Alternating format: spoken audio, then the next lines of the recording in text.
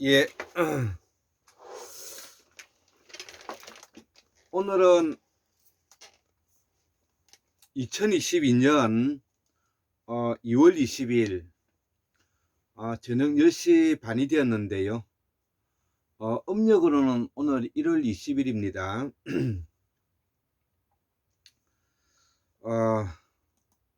오늘 이제 오래간만에 그 일요일인데요.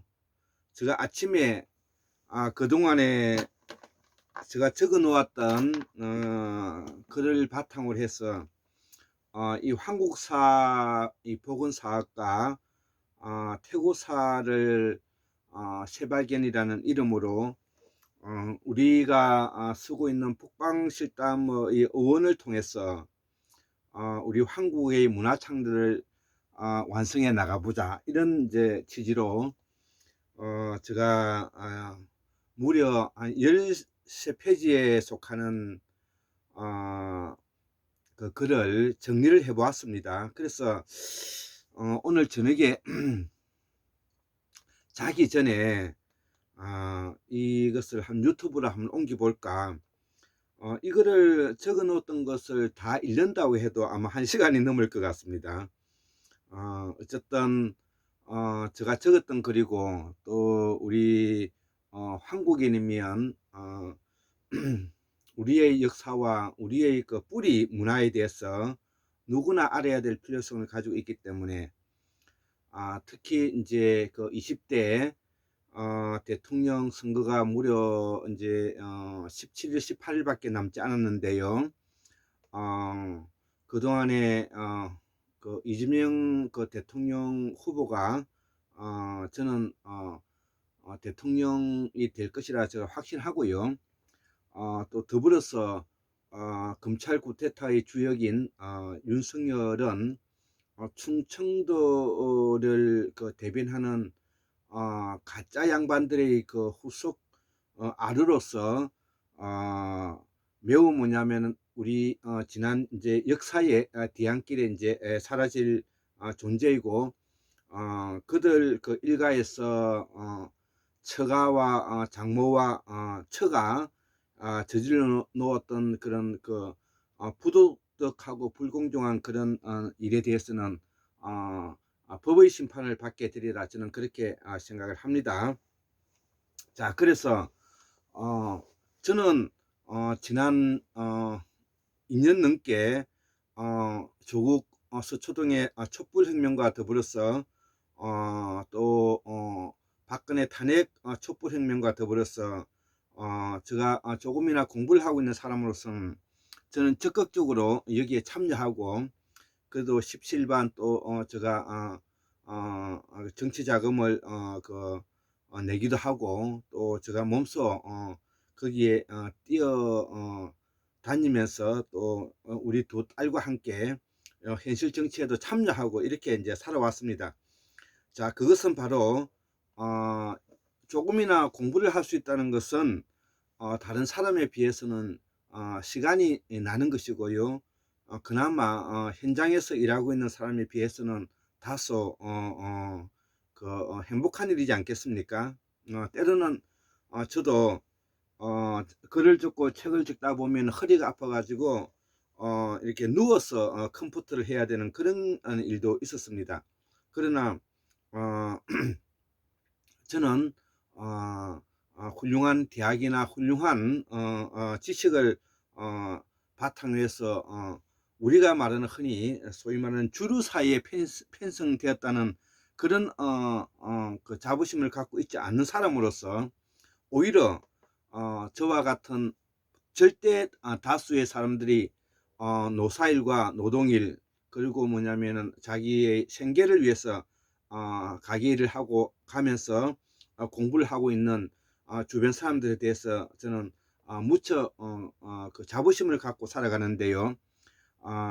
특히 저 주변에는 다 그런 분들이 있습니다.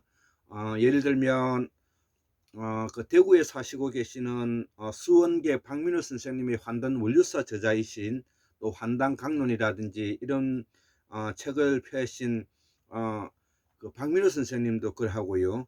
지금 스페인에서 공부하고 있는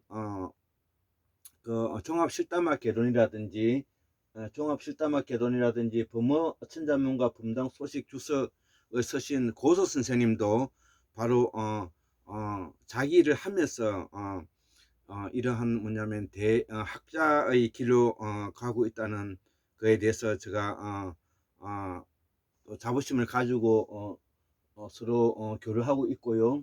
또 그 신문강 김석근 선생님 우리말 범어사전, 예, 또 저가 쓴 몸통 인문학 발견이라든지 태고사 순다 대륙의 새발견이라든지 뭐 의학 원류사 태고사 이런 몸통 인문학 이런 책들이 이제 그동안에 제가 자료를 바탕으로 해서 편집하고 이렇게 정리를 해 보았습니다. 예, 말이 좀 길었는데요. 자, 강의 들어가도록 하겠습니다. 이거는 특강 형태입니다. 자, 읽으면서 여기에 대한 부족한 부분들은 제가 설명을 곁들이면서 강의를 하도록 하겠습니다. 환국무미학술은 160강 특강이고요. 한국사를 복원하고 태고사를 재발견하고 우리말을 통해서 북방실담어, 이 북방실담어는 산스크리트를 말하는 것입니다. 이 어원을 통해서 환국이라 하면은 우리가 환단곡에서 말하는 이 환국을 말하는 것입니다. 이 환국에서 우리가 한국이라는 이제 이름을 지금도 부여받고 있는 것이죠. 문화 창달을 완성해 나가는 것이다. 예, 백범 김구 선생님이 이야기하셨던 세계 최고의 뭐냐면은 문화국가가 되기를 원한다는 에 기초해서 우리가 생각해 봐야 될 일이죠.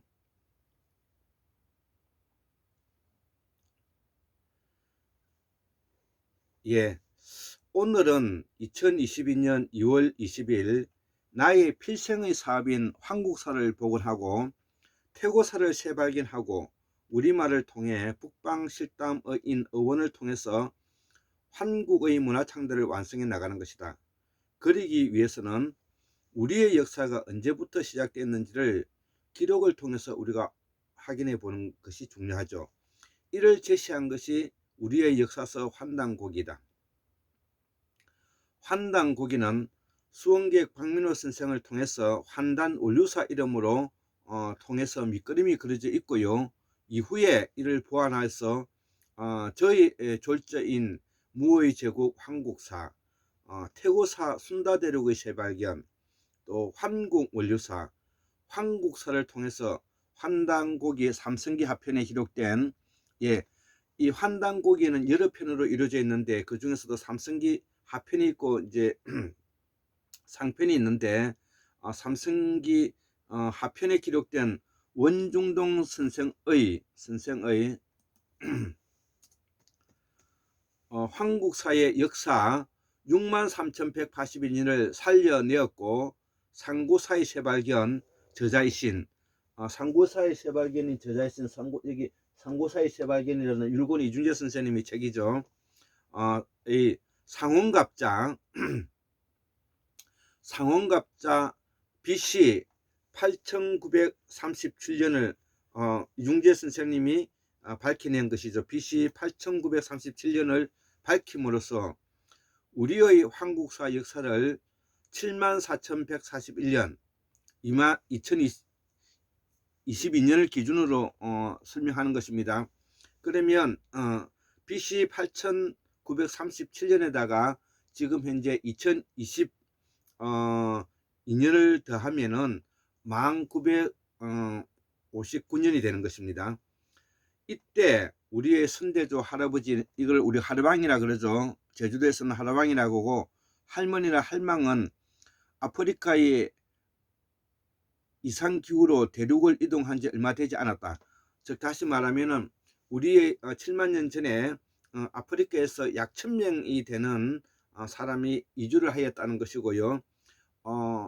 이 아프리카에서는 오랜 시간 동안에 그 유전자 변이가 일어나고 유전자 다양성이 일어난 것입니다. 그럼에 비해서 아프리카를 이동한 사람들은 극소수가 이동했기 때문에 유전자 변이가 크게 뭐냐면은 복잡해지지 않았다는 것을 이해해야 되겠습니다. 또 이때 74,000년 전에는 인도네시아의 수마트라 섬에서는 화산이 대폭발했는데 이거를 우리가 토바 화산이라 하고요. 그 인도네시아로 뭐냐면 이 토바라 하고, 이 인도네시아 수마트라 섬 북부에 있는 칼데라 호수가 바로 이 토바 화산이 폭발해서 이루어진 것인데요. 이 화산호는 초화산이며 호수 안에 산모 실어섬이 있고 깊이는 약 529m에 이르고 크기는 제주도와 맞먹는다는 것이죠. 그리고 이 74,000년 전에 이 화산이 VEI 8로 대폭발을 하였기 때문에 최악의 화산 폭발 중에 하나다는 것이죠. 그 당시에는 어마어마한 양의 화산재가 햇볕을 가로막아서 수십 년 동안 빙하기가 지속되어 현재 활동 중인 활화산이기도 하다는 것입니다. 자, 그래서 우리가 74,000년 전에 일어난 이야기는 이 인도네시아 수마트라 섬에 있어서 토바 화산이 폭발했다는 것을 우리가 기록해 주면 좋겠고요. 이 당시에 아프리카에서 약 1000명이 대륙으로 이동해 왔다. 이거는 박자세의 박문호 박사님께서 그렇게 설명하고 있는 것을 제가 참조했습니다. 이것이 인류의 대대적인 이동을 가져왔고 빙하기가 시작된 것으로 한국사는 이해한다. 이때 사용한 언어가 카라마야어인데 이는 전 인류의 언어의 모태가 되었다는 것이죠. 자, 그래서 이때 우리가 쓰고 있는 말이 카라마야하고 이 당시에 썼던 말과 생각들이 바로 우리가 천상의 소리가 되었고, 이 천상의 소리가 나중에 산스크리트 실담으로서 뭐냐면은 자모가 만들어지고 소리가 정리되었다, 이렇게 이제 이해하시면 되는 것입니다. 이때를 우리는 순다환이라 순다대륙 시대라고 말하고, 이 순다 시대 순다 화력은 환인 시대는 바로 적도 부근에 있었기 때문에 지열에 가지고 날씨가 따뜻했고요. 그리고 해수면이 100m 정도 낮았기 때문에 그 당시에서는 그 지구 땅이 뭐냐면은 대륙을 이루고 있었기 때문에 매우 살기가 좋았기 때문에 거기서 많은 뭐냐면은 인류가 유전자 변이를 가지고 오랜 시간 동안에 인간이 발전하게 되었다.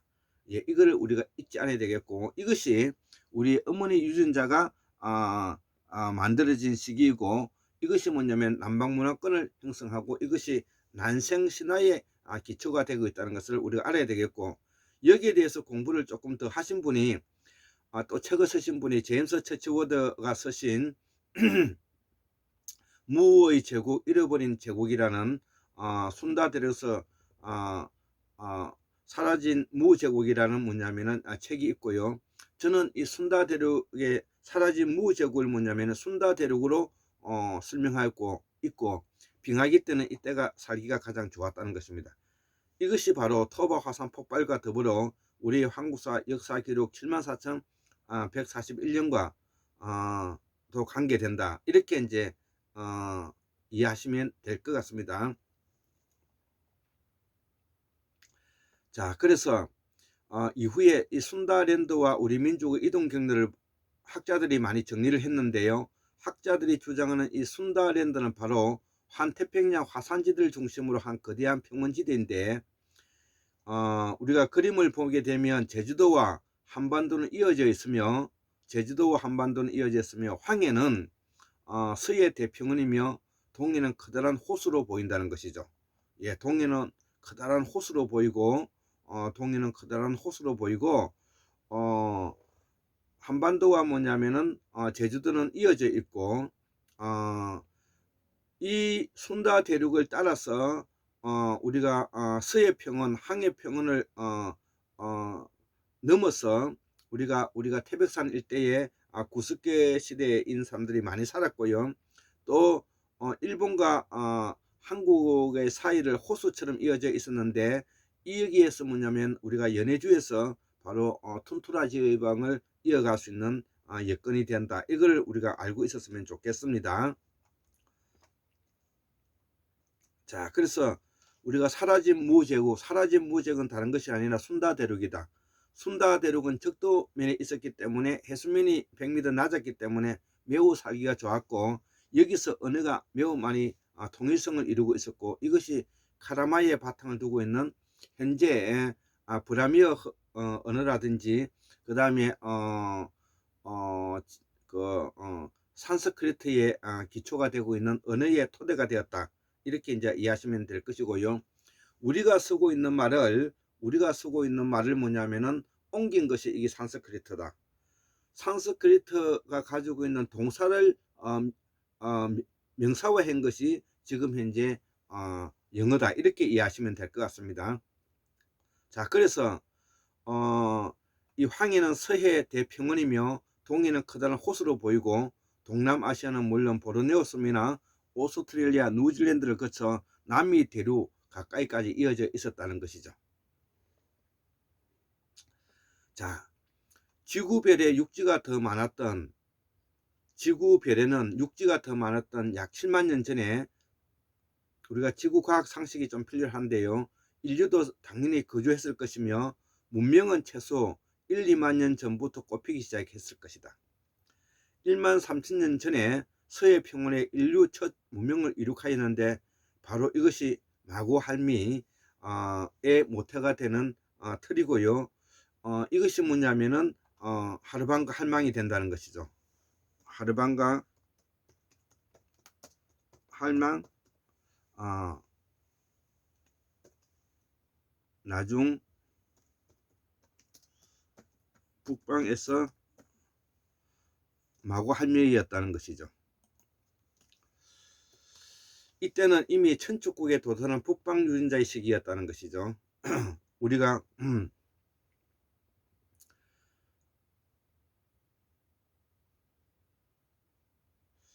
자, 그래서 우리가 남방에서는 이 하르반가 할망이 중심이 되었던 시대였고요.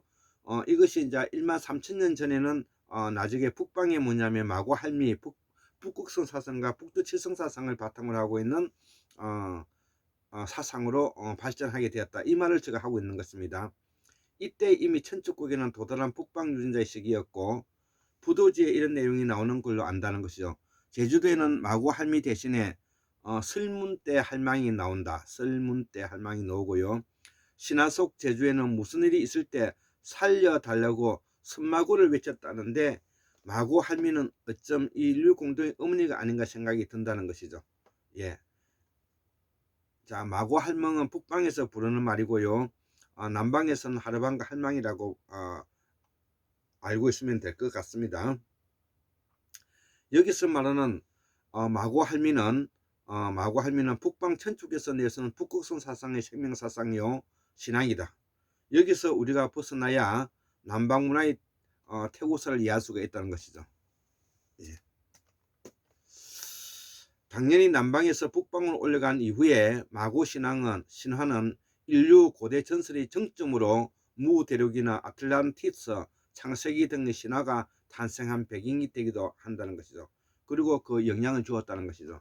즉 남방에 살고 있었던 유전자들이 북방에 올라가면서 천축국에 도달했고, 그 천축국은 하늘도시를 의미하는데, 이 하늘도시인 북방에서 유전자 변이와 더불어서 북방 문화권이 형성되었고, 북방 문화권에서 내세운 철학과 사상과 이데올로기가 바로 북극성 사상이다. 이렇게 이해하시면 될 것 같습니다.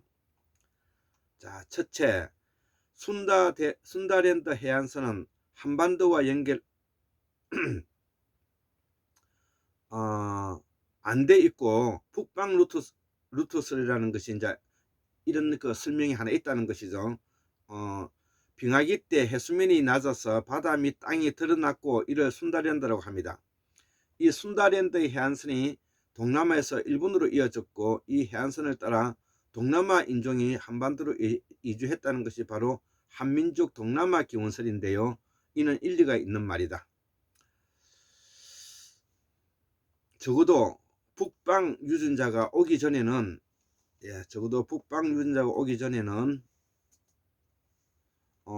대만, 오키나와, 제주도, 큐슈, 일본 열도 남부, 한반도 남부는 신석기인으로 일명 조몽인이라고 말하는 질문토기를 사용하였다는 것이죠.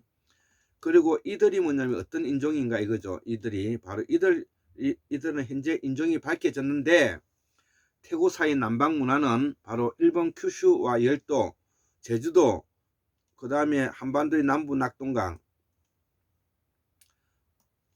영산강, 신안 흑산도, 제주도, 일본 이런 것이 바로 뭐냐면 고르보니이고 아이누족과 같다는 것이죠. 이게 조몽인과 관계되는데 이것은 우리 한반도의 남부에도 살았고 그리고 뭐냐면은 태고사 시절에는 서해안과 황해 대평원에 수렵과 채집을 하면서 수없이 살고 있었다는 것입니다. 자, 그래서 이 환공문명학술원 연구진에 의한 남방문화의 연구는 이러한 문화적 통합을 이루는 데 있다는 것이죠. 이를 일본에서는 우리가 조엽 수리문화권이라 하는데 아열대 식물이 분포하는 지역을 말한다 이거죠. 자, 위에서 말하고 있는 이 지역을 바로 한국문화학술 연구진에 의하면 남방문화의 연구를 말하고 있는 조명인들이고 이들은 뭐냐 고르보르인과 아이누족과 같은 것이며 서해 대평원과 황해에 수렵과 채집하고 살았던 사람들로서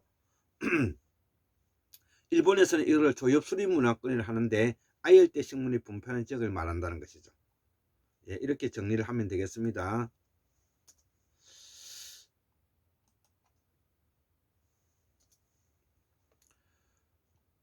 우리 환인의 역사에서 남방의 유전자를 모르면 우리 한국사의 을을 모르는 일이다.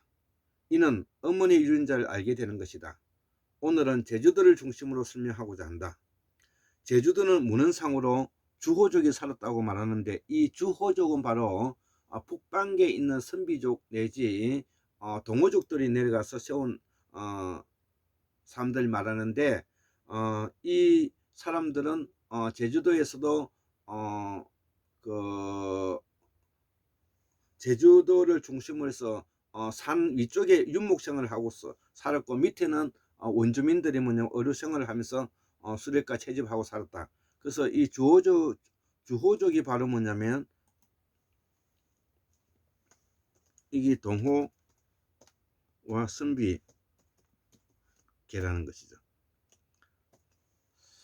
이들은 북방 유목민 후손으로 탐나국 땅에 들어와 주인 역할을 한 도래인이라는 것이죠.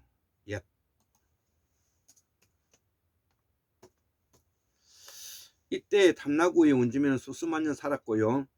대체로 수렵인 산양과 물고기를 잡고 살았다. 이들의 풍습은 웃도리만 걸치고 아랫도리는 입지 않았다. 일본의 고르보구족이나 아이누족과 같은 풍습으로 보아 같은 종집이 틀림이 없다. 키가 작고 체구도 작았다. 제주도와 일본의 큐슈는 400리 정도 떨어져 있고 톡이나 석계의 발견이 공통적인 면에서 보아 같은 종족이다. 그래서 우리의 선사시대의 우리 어머니의 유전자는 남방계수 같은 유전자이다. 제주도는 탐나국으로서 완전히 다른 나라에 있다는 것이죠.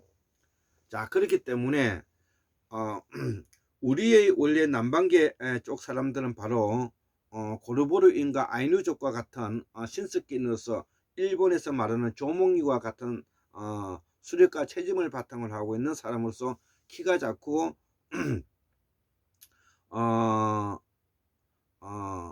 키가 작고 그 다음에 위에 옷만 입고 밑에는 아랫도리는 입고 있지 않았다는 것이죠. 자, 여기에 최초로 기록은 진나라 이 지금 제주도에 대해서 설명하고 있는 것입니다. 여기에 최초 기록은 진나라의 진수가 선 서기 285년쯤에 선 삼국결의 위지와 육조시대 때 범엽이 선 후한서에 기록되어 주호에 대한 기록이 있다는 것이죠. 주호는 선벽의 사람으로 한반도 북부에서 도래했으며 탐나구에서 지대에 살았다는 것이죠. 예전에 제가 이걸 읽어봤기 때문에 이렇게 아까 그 제주도의 위쪽에 살았다는 것을 산간지대라고 표현하면 되겠습니다. 목축을 중심으로 지배자 역할을 했다. 바닷가 근처에는 원주민이 살았고요. 이들이 탐나국에 오기 전에는 선사시대 일본의 고르보구족이나 아이누족과 같은 풍습을 한 탐나국의 원주민이 살았다는 것이죠. 이들 우리는 알아야 한다는 것이죠. 이들은 제주도의 선주민은 단일족이 아니며 한반도에 들어온 북방계의 아버지 유전자가 들어닥치기 전에 이들은 지금의 신안 앞바다나 도서백지에 흩어 들어갔다는 것이죠.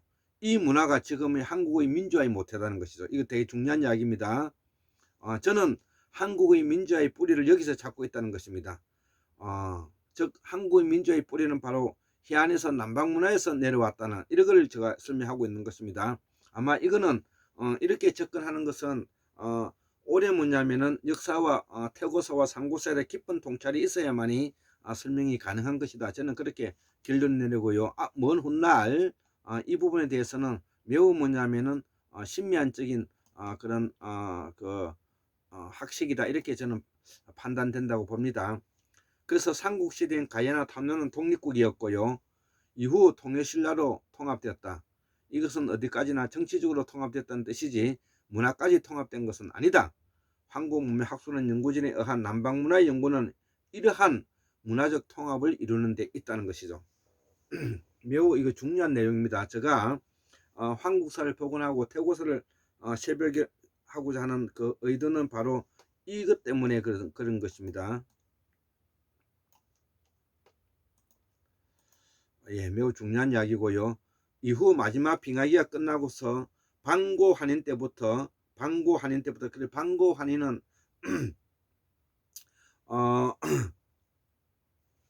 지금으로부터 1959년 부터 해가지고 제서환인 시대 전까지를 뭐냐면 우리가 방고환인 시대라고 말하는 것입니다. 이후 마지막 빙하가 끝나 방고환인 때부터 북방 유전자의 이동이 활발해져 갔다. 즉 빙하가 끝나고 새로운 광명인, 연능볼, 비로자니볼, 방고환인 이런 것들이 설명이 되었다는 것이죠. 하지만 순다랜드 당시 해안선은 한반도와 연결이 안 되었고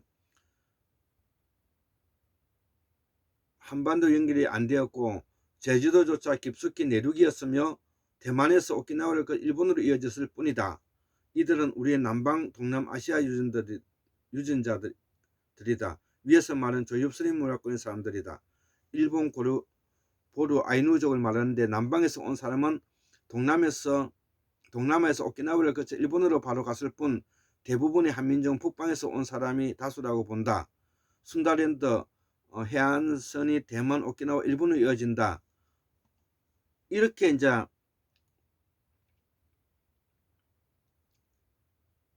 하지만 이렇게 뭐냐면 또 다른 학설, 다른 견해는 이렇게 이제 보는 사람도 있다는 이야기입니다. 자, 이 점이 결국 일본과 우리 문화가 달라진 원인이 되었는데 결정적으로 동남아 언어가 한국어와 유사한 게 없습니다. 그러나 이 글은 제가 예전에 적었던 글로서 수정을 하는데요. 우리는 동남아시아, 인도네시아와 약 60% 동일한 언어를 가지고 있습니다. 반대로 북쪽에는 우랄 알타이어가 북유럽으로 쫙 펴져 있고 남방에서 왔다면 왜 동남아에는 한국과 비슷한 말을 쓰는 민족이 없을까요? 그렇지 않습니다. 예, 여기서 뭐냐면은 우리가 북방 문화권을 뭐냐면은 설명하는 이유인 것입니다. 다른 견해.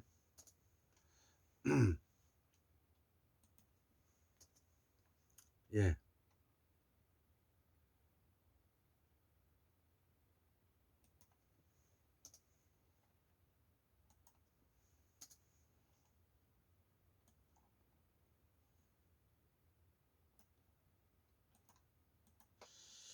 자, 그렇지 않습니다. 그래서 우리는 동남아에서 올라온 유전자를 가지고 있는 것이 맞고요.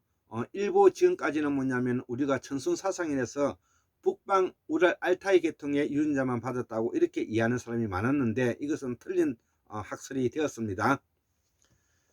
자, 우리는 현재 동남아 말고도 상당히 일치합니다. 삼국시대 지배층이 북방 실담을 사용했지만은 일반 백성은 드라비다어와 팔리어를 사용했고요. 이후 상고사를 거치면서 급속하게 실담어가 퍼져나간 것이다. 북방 유목 루트로 이동하는 통째로 훨씬 빠른 통로였는데 바닷가에서 이동한 사람은 북방 유목보다 늦게 이동했다. 따라서 북쪽 통로로 이동한 사람이 먼저 한반도에 정착했고 후에 일부 남쪽에서 해안을 통해서 온 사람을 밀어냈을 것이다. 또 한 가지 순다랜드가 펼쳐졌을 당시 한반도는 해안가가 아닌 깊숙한 내륙이었다는 사실입니다. 예, 아까 앞에서도 이야기했던 그런 내용이죠.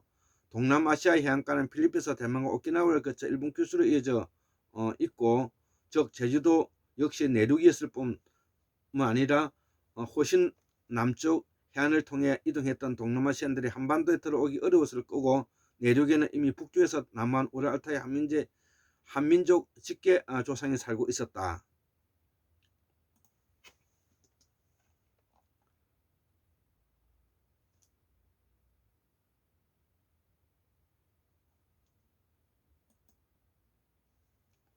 이것이 그동안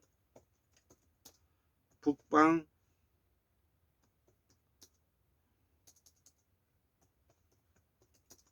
천손 사상 주류 해석이었다는 것을 이해했습니다.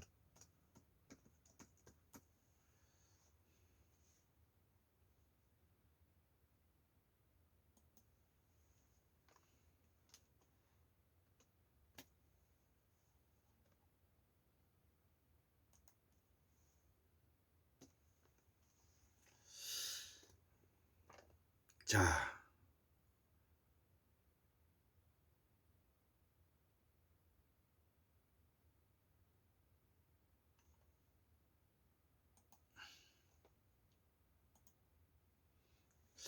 예, 다시 한번 설명을 해드리면 그동안에 우리가 북방 문화권, 북방 우랄 알타이 문화권 천손 사상을 바탕으로 하는 사상에서는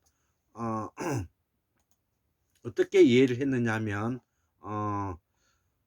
순다 대륙에 펼쳐져 있는 한반도가 해안가 깊숙한 부분의 내륙이었기 때문에 동남아시아의 해안가는 필리핀에서 대만과 오키나와를 거쳐 일본 큐슈로 바로 이어져 있었기 때문에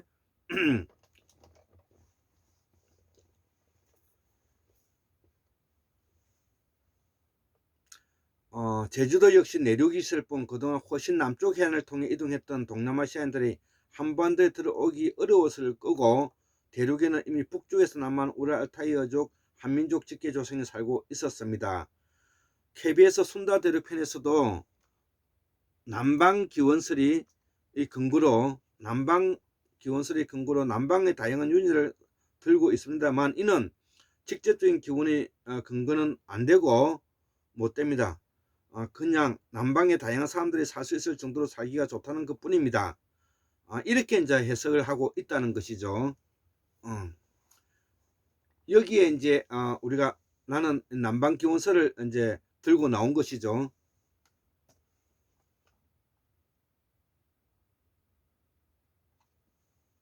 그러나 환국문화 학술의 연구에 의하면 남방 언어가 한반도 남부에는 이미 자리 잡고 있었고요. 더 이상 북방 문화권, 북방 유전자 일변도에서 벗어나야 한다는 것이죠. 이 점이 한국사 복원 사업입니다. 반면에 북방 시베리아는 춥고 척박해서 사람이 살기 어렵고 오래전부터 사람이 살았더라 하더라도 계속 이주하고 새로운 사람이 유입되기 때문에 다양한 유전자 풀이 형성이 안 됩니다는 것이죠. 그 예로 지금의 몽골족은 불과 10세기 때 이주했고 그 이전에는 투르크족이 살았다는 것이죠. 그리고 투르크족 이전에는 흉노족이 살았고요. 이렇게 민족 전체가 수시로 바뀌는 곳이 바로 시베리아인데요. 제 아무리 오래전에 사람이 살았다 하더라도 다양한 유전자 풀이 형성될 수가 없다. 따라서 유전자의 다양성만으로 남방, 북방 기원을 주장하는 것은 근거가 빈약하다. 이미 중동의 메소포타미아 지역은 다양한 사람들이 살고 있었고 그 일부가 북방 루트 시베리아를 거쳐 한반도와 미 대륙으로 이주했음을 분명히 우리가 알아야 된다는 것이죠. 그 북방 루트를 따라 유물로도 많이 나옵니다. 만주 지역에서 요하 문명에 거쳐 피라미드까지 발견되죠. 이는 순다 대륙 이후에 5만에서 6만 전에 이미 제일 먼저 정착한 곳이 바로 연해주 아무르강인데요. 이들이 바로 여진이고 이들이 조선이죠. 우리와 같은 여진과 조선은 같은 공동조상이라는 것이죠. 자, 이제 와서 시베리아 유전자 풀의 다양성이 동남아시아보다 부족하다고 해봤자 그것이 무슨 동남아 기원설이 될 수가 있겠습니까? 어차피 북방 루트는 사람이 정주하는 곳이 아니고 지나가는 통로일 뿐인데요. 우랄 알타이 어종은 북유럽에서 한국, 일본 이르기까지 북아시아 전체에 쫙 퍼져 있습니다. 이 많은 사람들이 다 동남에서 왔다는 게 상식적으로 가능하다고 보십니까? 우리의 한국사의 7만년 역사 속에 다양한 유전자 합불군이 존재한다고 봐야 합니다.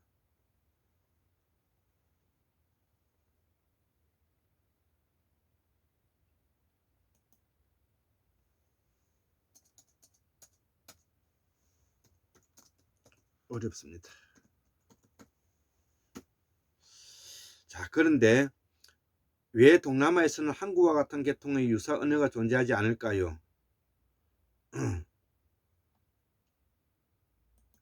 이런 질문은 바보 같은 질문입니다. 인도네시아는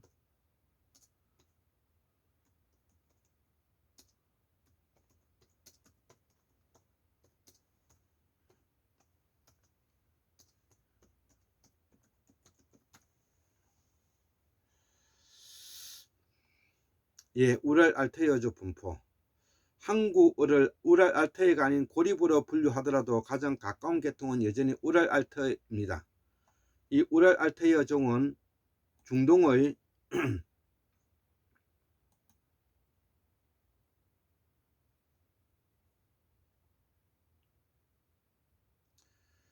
우랄 알타이어종은 중동의 메소포타미아 발생지까지 뻗쳐져 있는데요.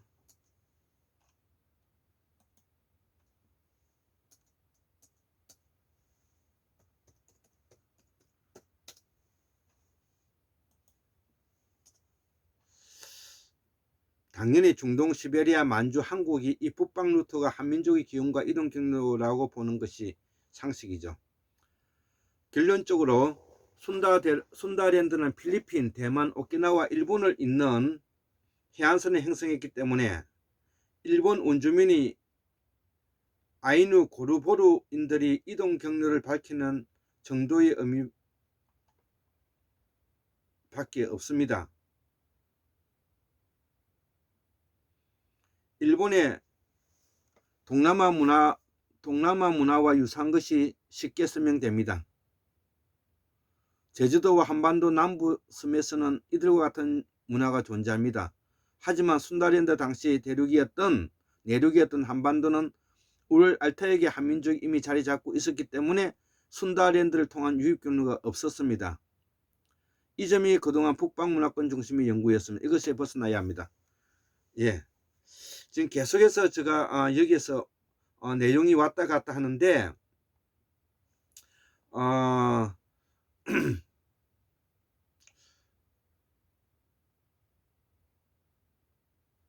이 북방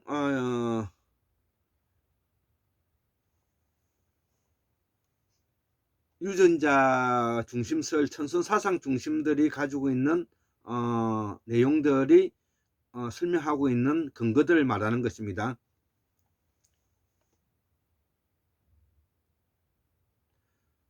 자, 그러면 우랄 알타이역의 한민족은 어디서 왔을까요? 요하 문명에 이미 거대 피라미드까지 건축한 문명의 유물이 쏟아져 나왔습니다. 당연히 한민족의 만주에서 남한 사람들이죠. 그럼 이 요하 문명 사람들은 어디서 왔느냐? 연대가 올라갈수록 유물이 북서쪽으로 올라갑니다. 즉 시베리아에서 온 사람들이라는 뜻이죠. 시베리아 남부 바이칼 호수 주변. 예.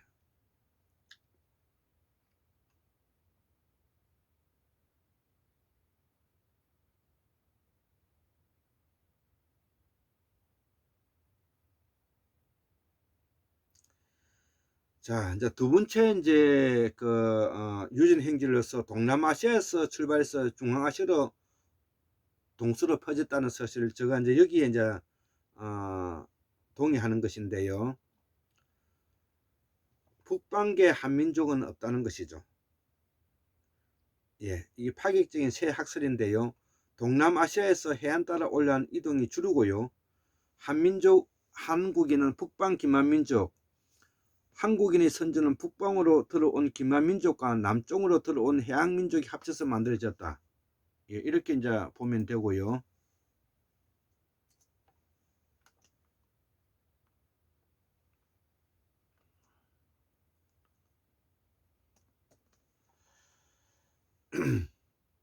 지금껏 우리가 알던 한국인의 원류에 대한 학설 주장들이다.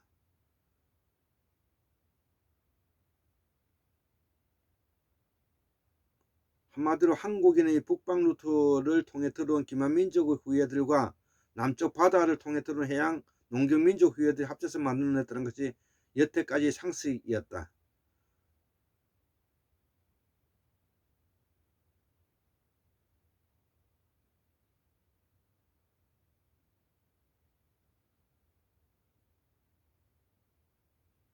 이것이 바로 북방 천순 사상과 남방 난생 사상의 틀이라는 것이죠.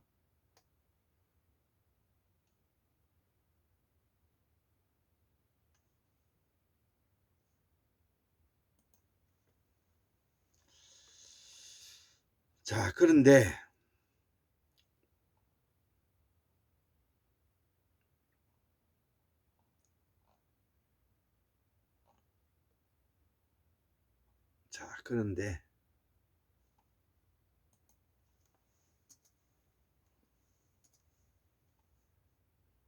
특히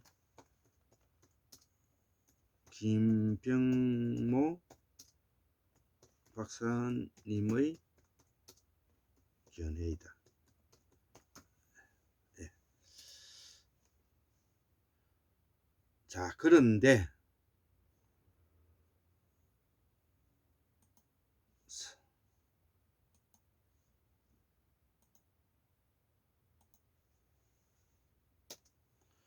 그러나 이런 상식을 뒤엎는 학설이 타당하다는 논문이 나왔다는 것이죠. 자,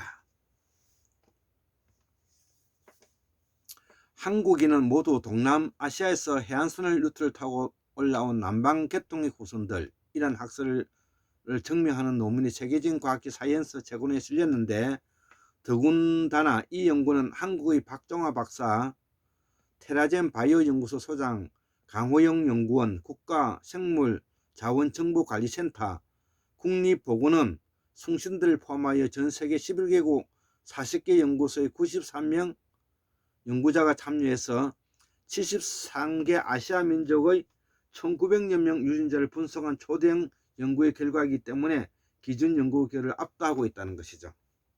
이번 연구 결론에서 가장 눈에 두드러지는 내용은 인도를 제외한 아시아 인구는 거의 전부가 동남아시아에서 중심을 둔 인구가 퍼져 이루어진 것이고, 유럽 쪽으로 이른바 북방 루트로 중앙아시아를 거쳐 중국, 북부, 한반도, 일본에 이르렀다는 북방계 민족 이동은 없거나 있어도 아주 소수에 불과하다는 것이다.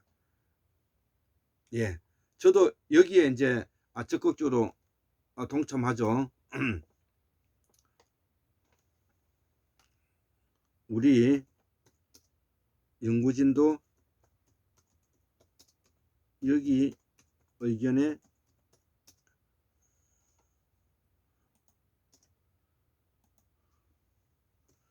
동의하고 바뀌고 있다.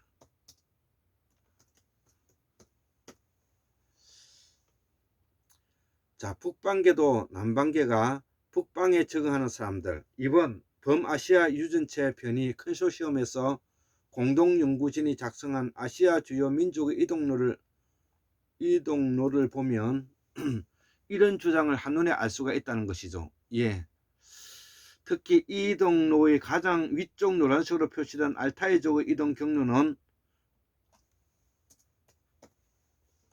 그간 우리가 배워왔던 화살표와는 정반대 방향으로 향하고 있다는 것이죠.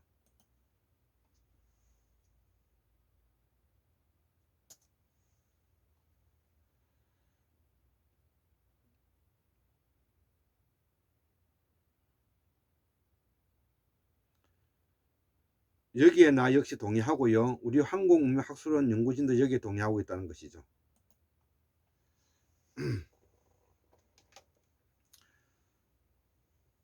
자, 그래서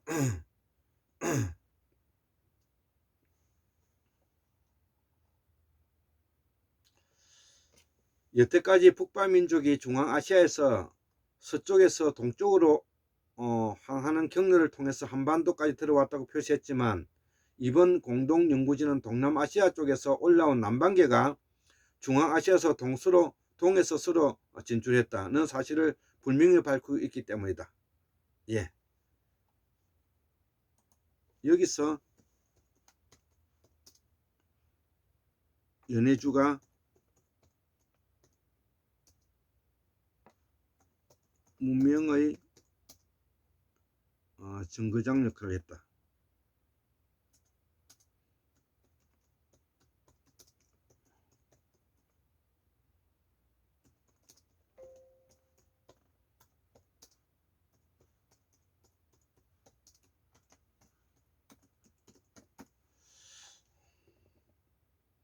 이런 주장이 맞는다면 여태까지 중앙아시아 사람들은 유럽의 우랄 산맥에서 출발했기 때문에 유럽인과 비슷한 외모를 가졌다고 생각했지만 앞으로는 아시아인이지만 서쪽으로 향하면서 유럽인과 비슷한 외모를 가지게 됐다는 식으로 달리 봐야 한다는 것이다. 자, 중앙아시아의 사람들은 근본은 유럽 사람이 아니라 아시아 사람이라는 뜻이 된다. 이번 연구에서 한국 측 정보 분석 책임자로 참여한 테라젠의 박종화 소장은 지난해 12월 22일 저도 원래는 한국인은 북방 루트스를 통해 한반도에 들어온 사람이 주라는 학설을 믿었지만 실제로 데이터를 보니 생각을 바꿀 수밖에 없었다며 한반도 거주민은 비록 일부 북방 루트를 통해 들어온 사람도 있겠지만 절대 다수는 남방 루트를 통해 들어온 사람들이라고 말하고 있다. 이 점을 일찍이 알았기에 우리 연구진은 남방문화권과 태고 사이 재발견 황국사를 복원할 수 있었습니다. 자, 공동연구진이 이런 결론을 내린 이유는 유전자 분석 결과 가장 다양한 유전행을 보인 것은 동남아시아 지역이었고 북쪽으로 올라갈수록 유전자의 다양성이 옅어지기 때문에 그렇다는 것이죠. 유전자의 다양성이 높다는 것은 그 지역으로부터 인구가 퍼져나가기 때문에 시작했다는 것을 우리가 의미하는 것이고 이 바탕 위에서 순다 환인에서 천주 환인으로 올라갔다는 것이죠. 자, 그래서 북쪽으로 올라가서 이데올로기를 만들어낸 것이 그것이 북극성 사상이고 마고성 사상이고 직녀서 사상이라는 것이죠. 생명 사상이고 그 다음에 흑수론이라는 것입니다. 자, 7만 년 전에 아프리카를 떠난 이후에 6만 년에서 5만 년 전, 3만 년에서 3만 년 전 한반도로 도착했다는 것이죠. 현생 인류의 조상이 아프리카라고 하는데 이 아프리카로부터 학설의 유력한 근거는 현재 지구상에 사는 사람의 유전자형을 분석해 보면 아프리카 사람들의 유전적 다양성이 가장 높다는 점에서 드러난다는 것이죠. 자, 아프리카에서 가장 오래 사람이 살면서 번식을 많이 했고 그래서 유전적으로 다양한 갈래가 생겨났으며 지금으로부터 10만 년에서 20만 년 전에 아프리카 해안 지역에 생겨난 현생 인류가 6만 년에서 7만 년 전 순다 환일에 이미 아시아에 와 있었고 3만 년에서 4만 년 전쯤에 천축 환인 극동아시아 지역까지 진출했다는 것이다. 자, 원산지에서는 워낙 오랜 거주했기 때문에 유전적 다양성이 높지만 아프리카 밖으로 나오면서부터 그중 일부만 현재 살고 있는 지역에 도달했기 때문에 예컨대 한국이 위치한 동남아시아 지역까지 와서 사람들은 유전자 다양성이 훨씬 단순해졌다는 것이다. 그렇지만 순다 대륙에서의 유전 변이는 크게 일어났다.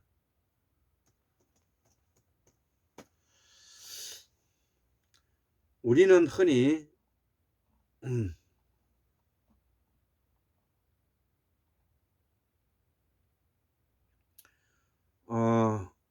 흑인인 아프리카 사람들과 황인종인 한국 사람의 유전자 차이가 같은 흑인인 아프리카 사람들 사이의 유전자 차이보다 덜 큰 것으로 생각한다. 그렇지만 그렇지 않다는 것이죠.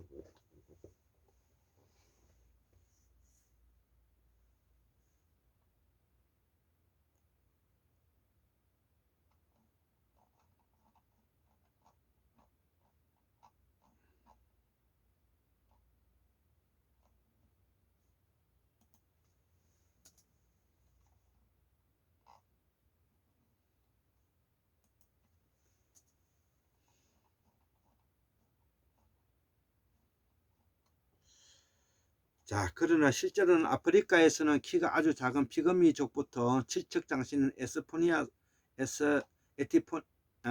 에티오피아 사람들까지 다양한 인종이 살기 때문에 아프리카 사람 사이의 유전적 차이가 아프리카인 한국인의 유전적 차이보다 더 크다는 것이 학자들이 공통적으로 지적하는 사항이라는 것이죠. 자, 그래서 인류의 고향이 아프리카라는 데 대한 증거이고, 이번에도 다국적 공동연구팀이 아시아 지역 73개 민족의 유전자 분석을 한 결과 동남아시아를 중심으로 하는 지역에서 유전적 다양성이 가장 높이 나타났고, 북쪽으로 올라갈수록 유전적 다양성이 옅어지는 것이었다. 낮고 순다대륙.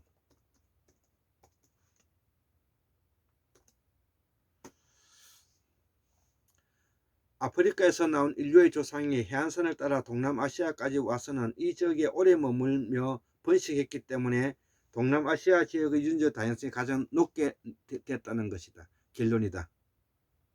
이 점이 순다 대륙 순다 환인의 우리 남방문화권의 복원입니다. 이걸 명심해야 되는 일이죠. 자, 이것을 모르면 우리의 역사를 바로 안다고 볼 수가 없는 것입니다. 그래서 인류의 고향이 아프리카라는 데 대한 증거이고, 박정화 소장은 한국인, 일본인이 현재 위치에 살게 된 경위를 다음과 같이 설명했다는 것이죠. 동남아시아에서 거주하던 사람의 일부가 지금으로부터 5만 년에서 6만 년, 3만 년에서 4만 년 전에 북쪽으로 이동하기 시작하여 추운 기후에 적응하기 시작했으며, 그중 일부가 한반도로 들어왔고 일부는 일본 열도까지 건너가게 되었다는 것이죠. 이게 신석기 혁명 때 대규모 인구 이동인데,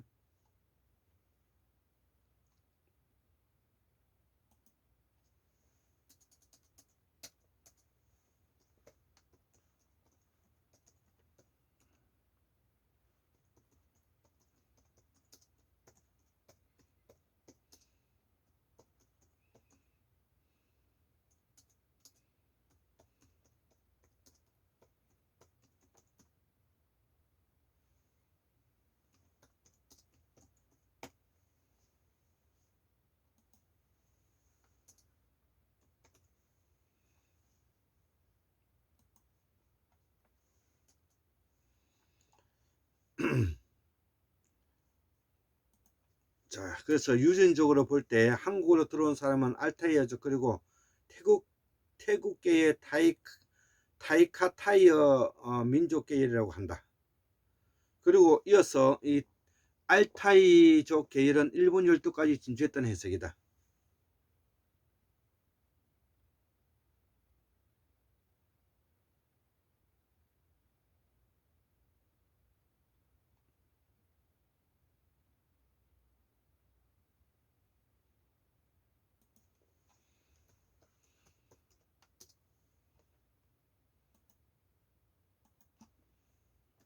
남방.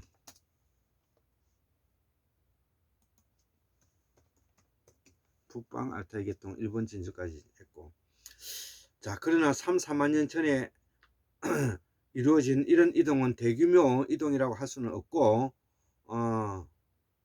이것이 이제 박 소장의 설명인데, 당시 이동 규모는 상대적으로 소규모라 할 수가 있으며 훨씬 규모가 큰 대규모 이동은 지금으로부터 약 1만 년에서 1만 2천 년 전쯤에 이름한 신석기 혁명 때였다고 그런 설명된다는 것이죠.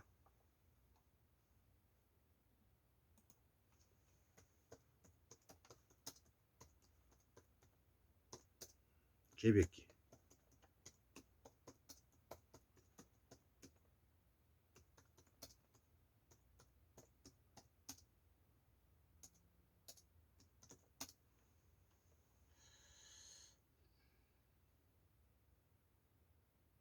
자 그러면 이 신석기 혁명이란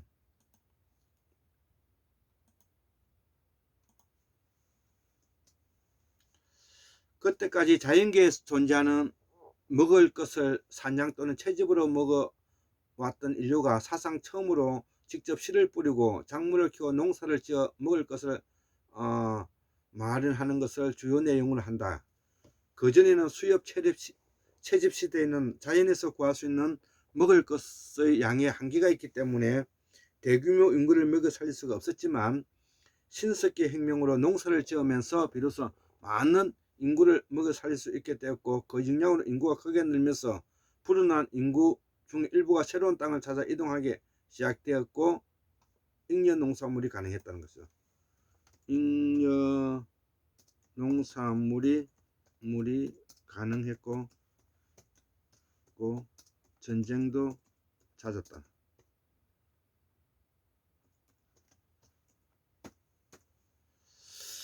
또 한 가지 지질학적으로 지금부터 약 1만 5천 년 전후의 해수면이 지금부터 약 100m 정도 낮아서 동남아시아 섬들과 대만, 한반도, 일본 등이 육지로 붙어 있었던 점이 주목된다. 이때 우리의 정체성이 확립되고 우리의 문화가 유전적으로 자리 잡았다고 볼 수가 있다 이거죠.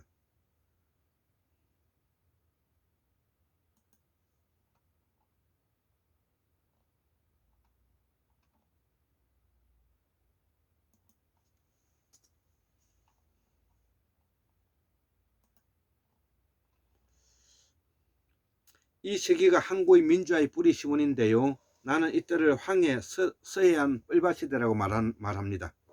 이때 우리의 언어가 정착된 시기로 보고 있고 우리말의 뿌리가 이때 형성되었다고 본다. 이 점이 중국과 한국과 일본이 달라진 정서적 문화의 시기로 보고 있다는 것이죠.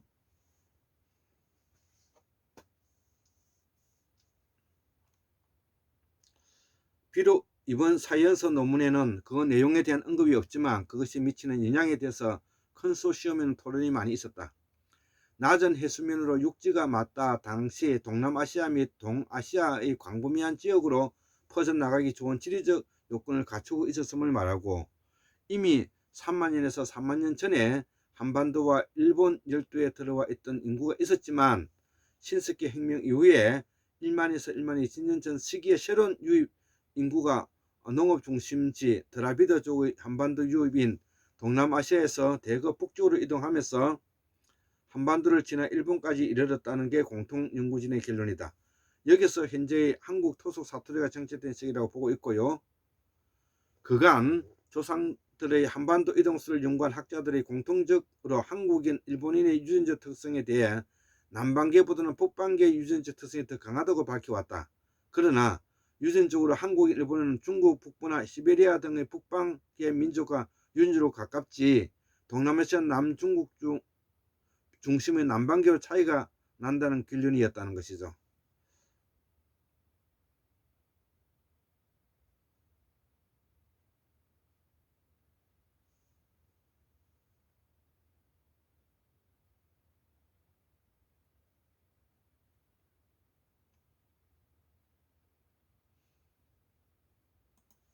이는 아버지의 자를 말합니다.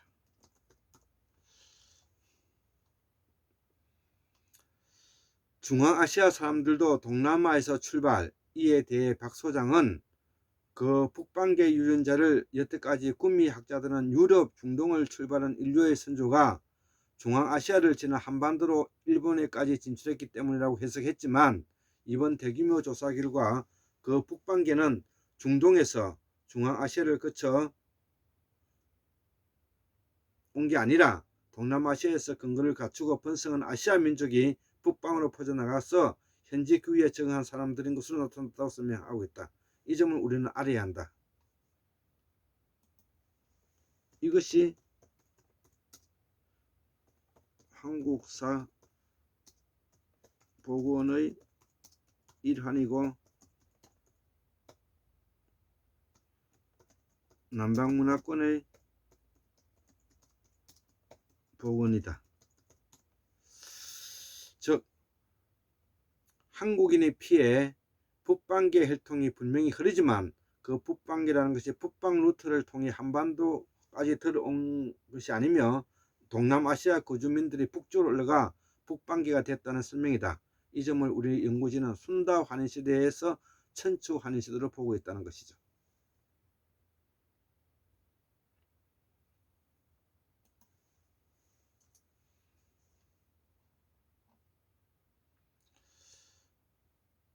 이번 연구의 결과 앞으로 중앙아시아 사람들이 정착한 루트가 군미학자들의 종래 주장대로 서쪽에서 동쪽으로 이동했는지 아니면 이번 대규모 조사 결과 동쪽에서 서쪽으로 이동했는지에 대해 앞으로 새로운 논쟁이 벌어진다.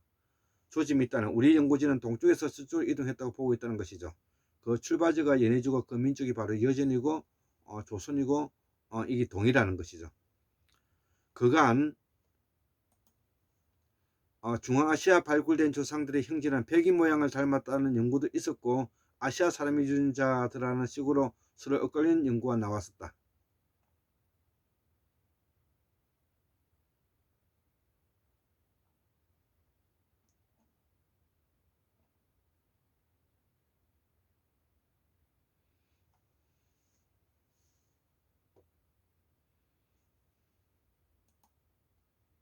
그동안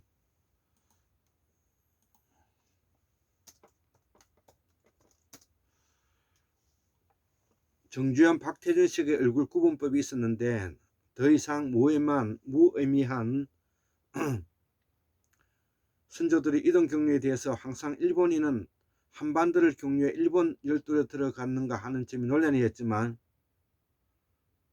이번 연구에도 드러났듯이 일본인들이 한반도에서 열도로 들어갔다는 점을 재론할 필요도 없이 당연하다는 게 연구진들의 결론이다.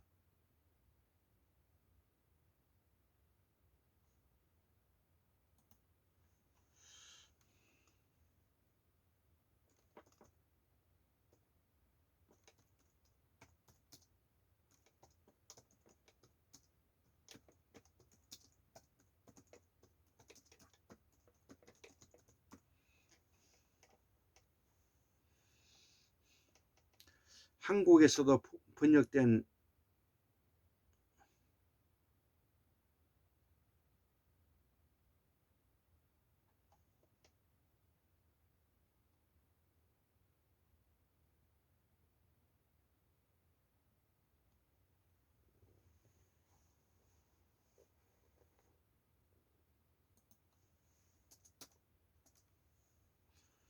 일본 교토대학의 분자 인류학자 시노부 게이치도 저서에서 적어도 일본 큐슈 지방과 한반도 남부는 같은 인구 집단이었다고 생각하고 싶어진다고 밝혀 한반도 남부를 통해 일본으로 인구가 이동했으리라는 점을 분명히 했다. 우리 한국문명학술의 연구진도 여기에 동의하고 한반도 남부와 제주도 큐슈는 같은 동일 원주민이라는 것이죠.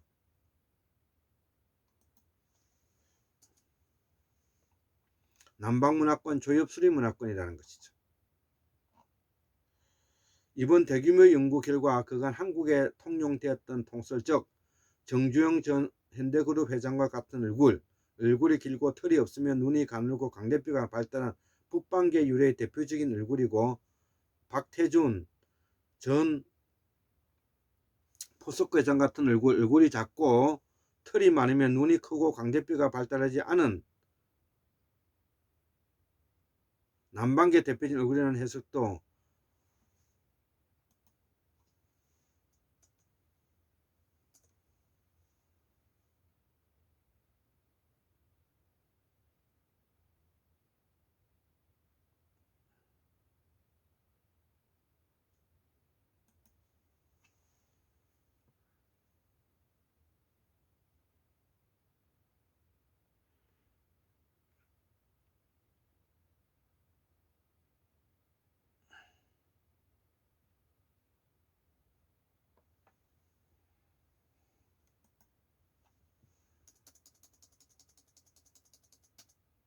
색도 다시 한번 생각해 볼 필요가 있다.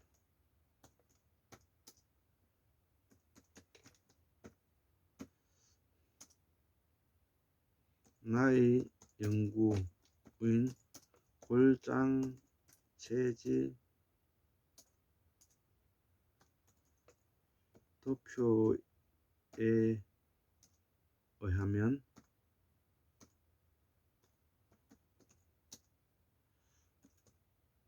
남방과 북방 골격은 격과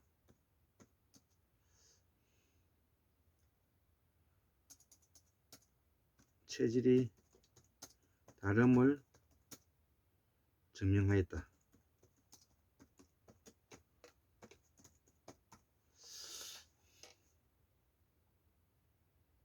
자, 북방계 얼굴이든 남방계 얼굴이든 그 출발지는 모두 동남아시아이며 단지 현지 규에 적응하는 과정에서 얼굴 형태가 달라졌을 뿐 중앙아시아를 경유해 한반도 들은 이른바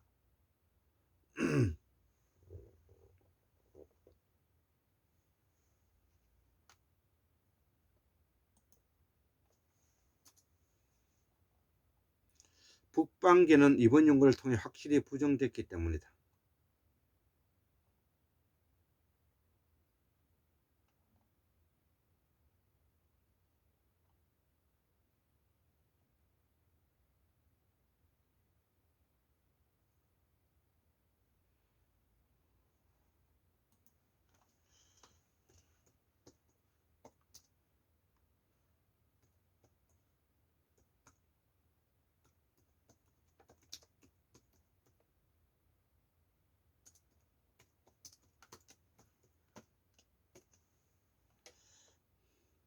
이들도 동쪽에서 서쪽에서 다시 동쪽으로 온 동양인자 서양인이다.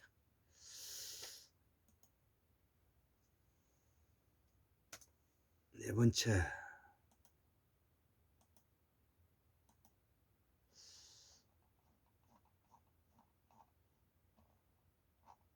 네 번째 마지막인데요. 한민족 뿌리는 이주농사꾼 유전적 연구로 근거 찾았다. 자, 한민족의 뿌리는 이주농사꾼 유전적 연구로 근거 찾았다. 동북아시아의 현재 민족 집단은 나중에 이주한 원시 농경 집단이 먼저 정착했던 수렵체지 집단을 대체하면서 형성되었음을 확인해주는 유전학과 언어학 연구들이 나왔다.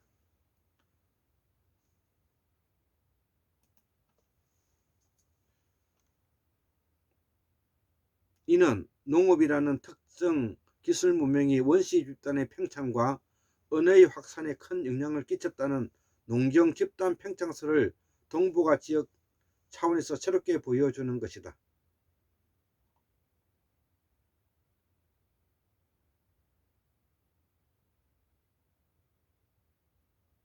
이들에 의해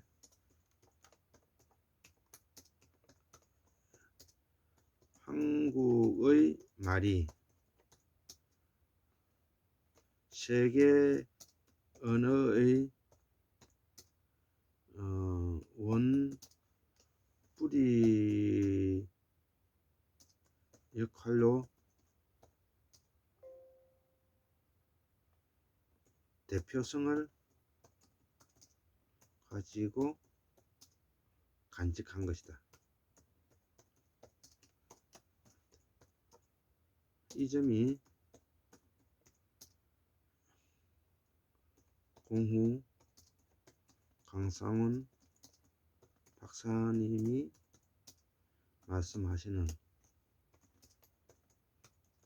우리 말이 세계 언어의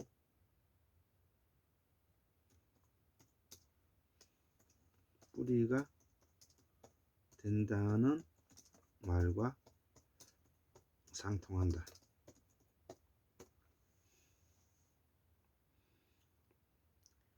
자, 이 부분에 대해서는 이 부분에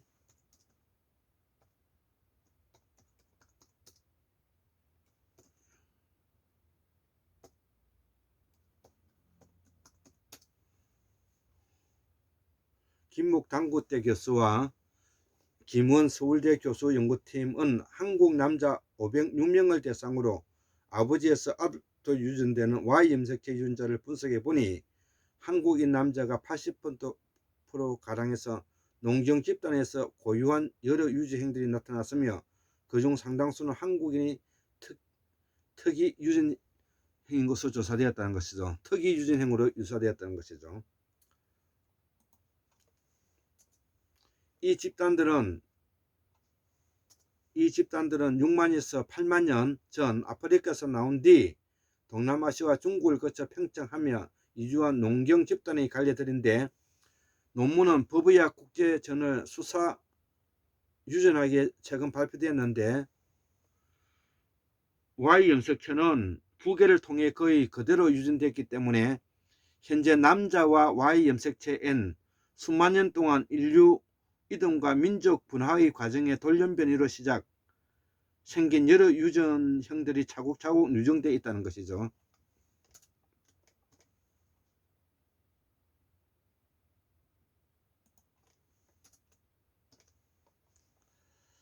이 때문에 Y염색체는 인류의 과거를 간직한 유전자 화석이라고 여겨지는데, DNA 돌연변이율을 계산하면 특정 유전형이 출현한 연대를 측정할 수가 있다는 것이죠.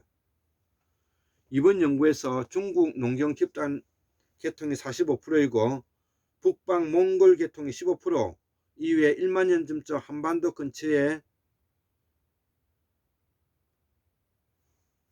새로운 돌연변이를 얻어 분화한 농경 집단의 유전형 오토비도 약 30%가량 되었다는, 이게 이제 남반계를 말하는 것인데, 여기서 더 분화한 유전적 형은 일본인한테서도 다소 발견된다. 김묵 교수는 한국인의 특이 유전형의 집단이 1만 년 전쯤 평창에 들어와 한민족의 중심 계통 중 하나가 됐다고 말했다. 이 시기가 마지막 빙하가 끝나고 대대적으로 술을 이용한 농경이 전파되는 시기였다. 논문의 제1저자인 김순희 국립과학연구원의 부분 유전자 분석 실장은 흔히 신석기 청동기 시대에 우리 민족이 기반이 형성됐다고 하는데, 이번에 그런 학설의 유전적 학성을 찾아낸 것으로 말하고 있다. 농경 집단과 언어의 관계를 보여주는 연구도 나왔다.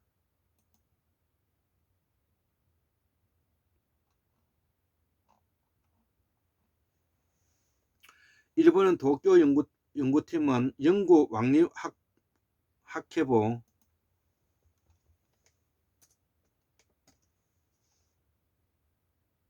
최신호에서 현대 일본의 59개 지방의에서 기본 단어 210개씩을 뽑아 통계 기법에 써서 언어 진화의 계통을 분석해 보니 일본어는 2200년쯤 이주한 농경 집단에서 유래한 것으로 나타났다는 논문을 냈다.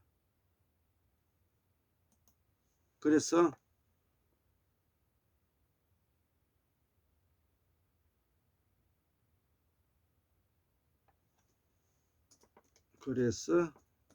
일본어는 우리 조상의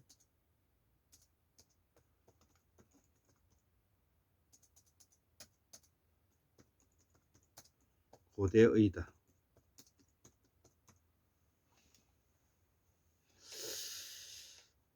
연구팀이 지명한 2200년 전은 이미 정착한 수렵 채집인인 조몽족,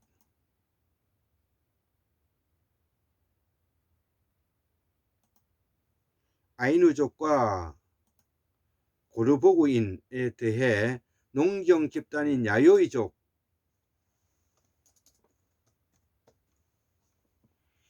족이 한반도에서 일본으로 이주했던 때와 겹친다.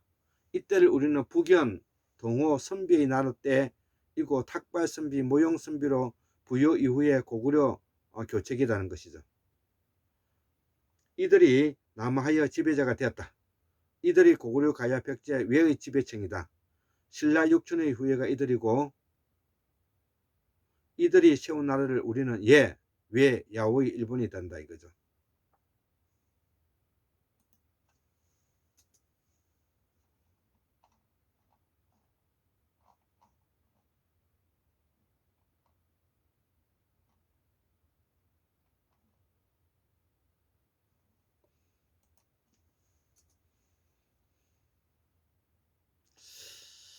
자, 제1저자인 셸리는 한겨레에 보낸 전자우편에서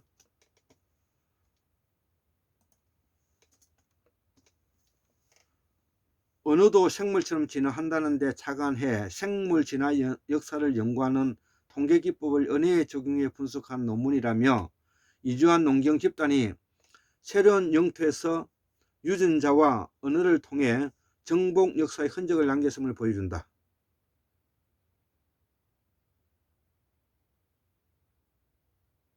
이때 한반도의 남부에 살고 있었던 수렵 채집의 후예가 지배자를 피해 많은 사람들의 섬으로 들어갔다. 이들이 지금의 한국 민주화를 견인하는 민주화의 뿌리다. 경상도 남부섬과 전라도 남부의 섬이 한국의 민주화의 정통사상이다. 이들이 2000년 동안의 해한의 인고의 세월을 보내고 이번에 북방 통치를 끝내게 된다. 윤석열의 검찰 쿠데타가 이들이다.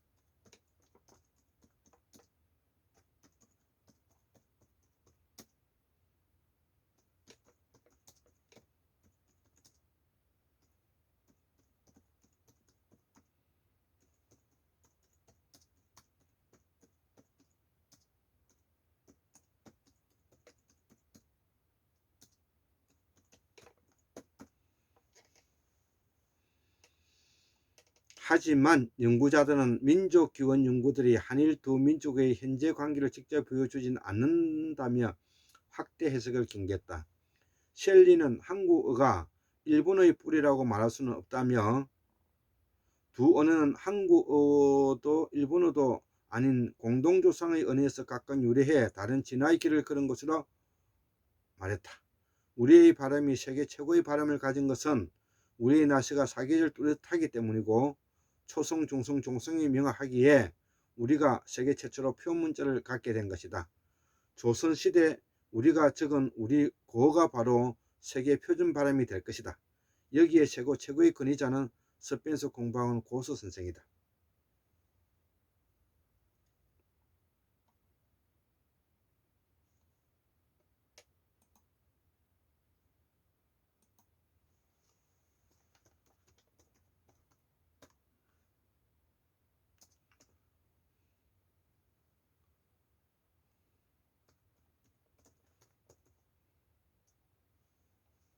문학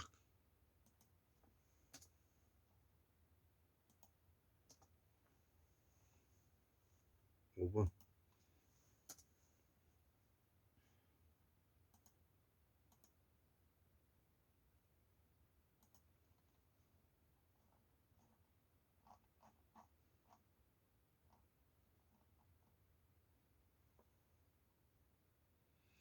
자, 총 결론은 아프리카에서 가장 오랜 시간 정책 생활을 많이 하였기에 유전 행진이 다양했다. 오히려 아프리카 유전자가 더 다양함을 말한다. 그 소수가 이동했고 이동할 당시 약 1000명으로 예과학의 전문가인 박문호 선생님이 말씀하시고 계신다. 이는 분화되었으며 동남아시아에서 출발해 황해, 서해안 뻘밭에서 우리 한민족의 정체성이 정리되었다. 우리말이 세계 언어와 산스크리트에 영향을 준 이유가 여기에 있다. 이 시기만큼 수렵 채집의 오랜 시기 청구의 땅이 없었다. 황고의 정서는 이 시기를 말한다.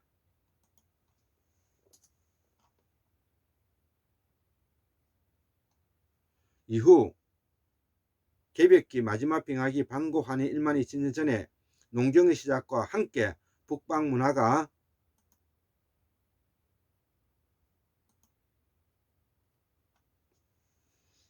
예. 자, 그래서 우리가 문화가 정착되고 안정이 되었던 시기가 이제 우리가 마지막 빙하기 반고한의 시대 때 이제 이루어졌다는 말을 하고 있는 것입니다. 이는 어디까지나 지배자 문화이지 민족의 정체성의 문화라고 말할 수는 없고 황구의 정체성과 정도성은 이때이다. 우리말이 세계 언어에 자리 잡은 시기도 이때이다. 이를 산스크리트에 영향을 주었고 이후 동사가 없어지고 명사가 되었다. 영어 행복하다가 행복 해피로 되었다는 이런 뜻이죠. 예로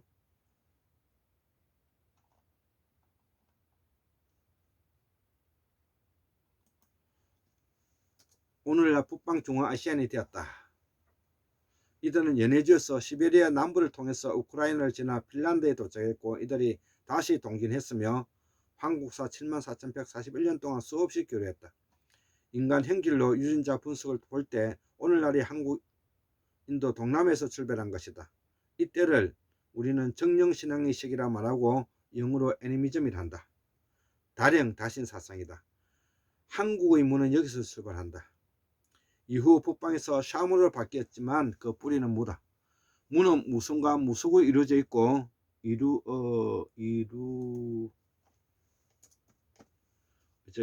이를 주관하는 자를 대부라고 하고 무당은 박수라고 한다. 대부는 사대부와 다르고 대부는 처음부터 제사장과 왕족과 그 일족이다. 사대부는 평민 중에 과거를 통해 벼슬을 한 사람들이다. 이들 대부가 나중에 산중의 선사와 불사가 되었다. 지리산의 삼성궁의 한풀 선사는 이를 대변한다. 이는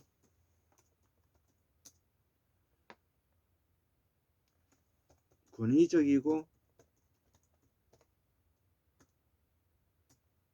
선선 사상의 바탕을 두고 있다.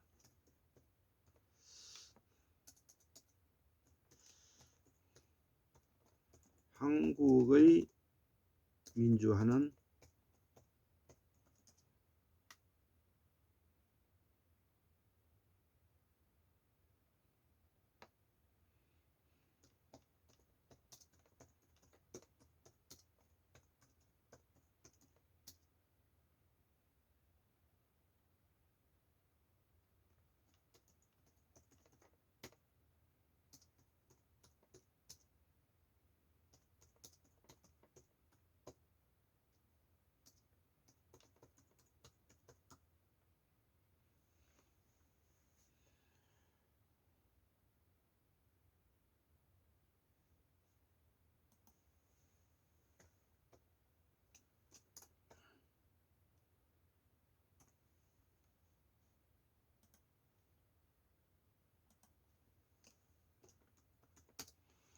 무는 성과 속으로 구분되고 박수무당 오늘날의 박사이다. 속은 성을 알아야 하고 성은 속을 알아야 한다. 이것이 소통이다. 한국의 민주주의는 이들이다. 종교는 계급문화에서 출발한 것이다. 종과 교는 같아야 한다. 여기에 구별과 차별이 없으며 단지 법도만 있다.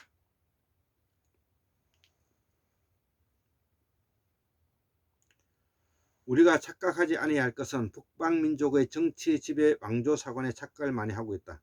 그런 면에서 중앙 동부 아시아의 투르키예계와 퉁구스계의 연합 왕조사로 이해하면 된다. 이들이 지배계급이었다. 이들이 선비요 동우동이라고 한다. 그러나 결국 문화를 만들고 오늘날 민족 개념이 생겨난 것은 피지배계급의 문화의 승리다. 이 속에 피지배와 지배계급의 갈등이 항상 존재한다. 이것이 이데올로기를 낳고 보수와 진보로 사회 갈등 요인이 된다. 이를 세밀히 보는 것이 학문이다. 우리가 충청도 경기 지역은 벽제 양광도에서 뿌리가 있고 호남은 벽제 호남 지역, 신라는 진안에서 뿌리가 있다. 이를 연구하는 것이 동서통합이면 이를 연구해야만이 통일이 가능하다. 오랜만에 일요일에 아침에 글을 적어보았다. 74,141년 1959년 2022년 2월 20일 일요일 골장 김대수 두 손을 올립니다. 예, 감사합니다.